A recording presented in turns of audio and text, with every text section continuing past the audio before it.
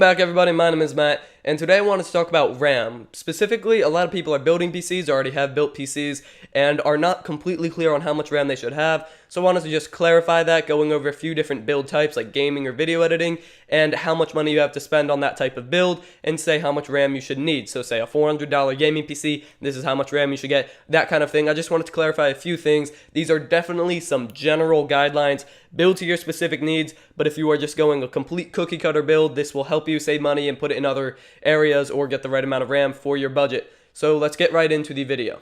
So let's start off with a gaming PC, because I know most of you are gamers, but this gaming PC is also geared towards light video editing, so you just want to dabble, maybe record some of your gameplays, put a commentary on them, put them on YouTube, that kind of stuff. Not very serious though, so this will be able to do that. So on a budget, for a gaming PC, you're spending around $400 to $500, and you want to get at least 4 gigabytes of RAM, because 4 gigabytes of RAM will run any game, won't necessarily record that many higher end games because there's just not enough resources there, but it'll run any game, it'll edit videos, and it's really just the minimum for what you want, and you'd be better spending that extra 30 or 40 bucks on the GPU or CPU for more FPS.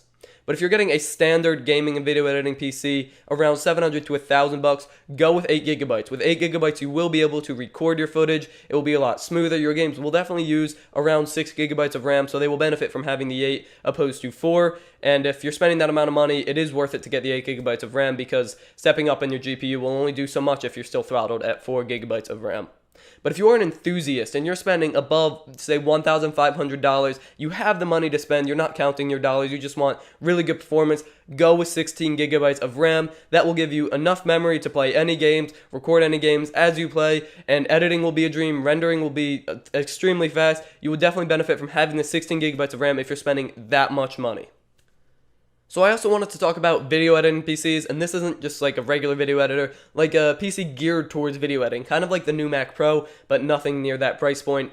So on a budget, you're spending about $1,000 on a video editing PC, get at least 8 gigabytes of RAM, because the professional video editing software like Adobe Premiere, Sony Vegas, that kind of stuff can definitely use 8 gigabytes of RAM. At least 4 gigabytes would throttle it, but with 8 gigabytes, you would be able to get everything done. It just wouldn't necessarily be buttery smooth.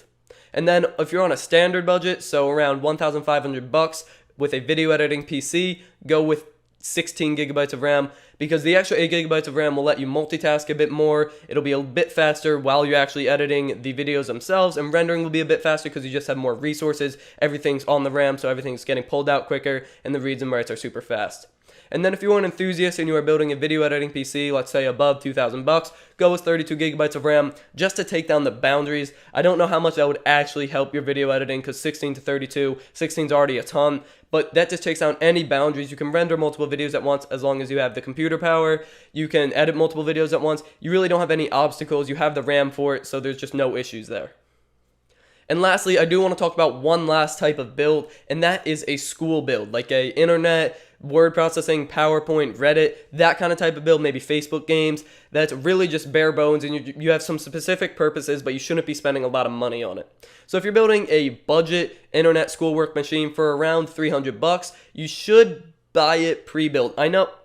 I don't recommend buying pre-builts usually, but really, in that type of price range, pre-builts have the advantage because they buy the components in mass, so everything is cheaper. They don't have to pay for an operating system. So generally, you will actually get a better PC buying it pre-built if you're at that price point for those purposes. But if you are building it because maybe you need an SSD in it, or maybe you have some specific needs, I would recommend at least 2 gigabytes of RAM, because everything I mentioned, internet, word processing, those will run off of 2 gigabytes of RAM. There may be some throttling when you're multitasking, but you will be just fine with 2 gigabytes, so save some money there. If you are building a standard internet machine, let's say around $400, maybe $500 if you're going to stretch your budget, go with 4 gigabytes of RAM, because none of those programs, internet, word processing, PowerPoint, will use above 4 gigabytes ever, so it's really just a waste of money to get any more on a schoolwork or internet machine. But if you're building it for multiple purposes, including schoolwork and then gaming, that's a different story. That is the gaming section. And then lastly, if you are an enthusiast building an internet machine, you're doing it wrong. You're not building an enthusiast internet machine, because there's no such thing. Then you just get into a higher grade, maybe a video editor, maybe a gaming. There's different purposes. You shouldn't be spending above $500 for an internet machine. That's kind of a waste of money. So that is basically it. That includes the gaming, video editing, and schoolwork PCs with a budget, standard, and enthusiast level of amounts of RAM. I hope this definitely cleared up some things for you guys. There are a few people in the comments that are recommending more storage or more RAM when there really shouldn't be any more. They have the right amount. So I just wanted to clear that up. If you found this useful, let me know in the comments and give a like on this video. It really helps me out a lot. Thank you guys so much for watching. If you enjoyed this video, leave a like, comment, share this video, all that good stuff. My name is Matt, and as always, stay classy.